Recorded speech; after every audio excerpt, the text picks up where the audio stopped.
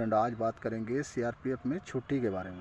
क्या अक्सर लोग जानना चाहते हैं कि आखिर मान लें हम न्यू भर्ती सीआरपीएफ में होते हैं तो आखिर हमको कितने कितने दिन में छुट्टी मिलेगा। तो आपको हम बताना चाहेंगे कि फौज में छुट्टी का कोई लिमिट नहीं है कि आप 3 दिन 3 महीने में जाएंगे, 2 महीने में जाएंगे, 1 महीने में जाएंगे। आपका परिस्थिति और हालात के हिसाब से आपको छुट्टी मिल जाएगी।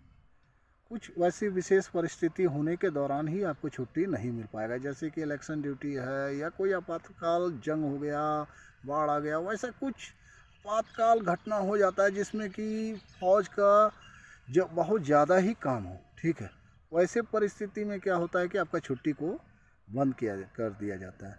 और इसके अलावे मने क्या है कि अनदिने आपका छुट्टी का कोई प्रॉब्लम नहीं है। कहने का मतलब यही है कि आपका कोई छुट्टी का कोई फिक्स नहीं है। आप चाहे तो जनवरी में 1 महीना, फरवरी में 1 महीना और मार्च में 15 दिन सीएल भी काट सकते हैं। इसके अलावे फिर 9 महीना आप घर नहीं जाइएगा।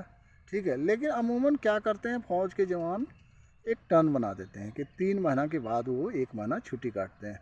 कुछ है कि जनवरी में ही 1 महीना छुट्टी काट लेते हैं, फिर 4-5 महीना छुट्टी नहीं जाते हैं, फिर छुट्टी जाते हैं, फिर लास्ट में 1 महीना जाते हैं। तो वो आप पे डिपेंड है कि आप छुट्टी अपना किस ढंग से काटते हैं। यानी कि छुट्टी का कोई फिक्स नहीं है कि आप कब जाएंगे और 3 महीना 2 महीना ऐसा कुछ नहीं है। कई बार कई जवान का क्या होता है कि छुट्टी काट के आता है और दोबारा वो छुट्टी का एप्लीकेशन दे देता है, आपातकाल स्थिति दिखा के वो दोबारा तुरंत ही फिर छुट्टी निकल जाता है। यानी कि कहने का मतलब है कि छुट्टी का कोई फिक्स नहीं है। साल में आपको 2 महीना 60 दिन ईएल, 15 दिन सीएल जाना है। आप जिस हिसाब से जाना चाहें उस हिसाब से जा सकते हैं।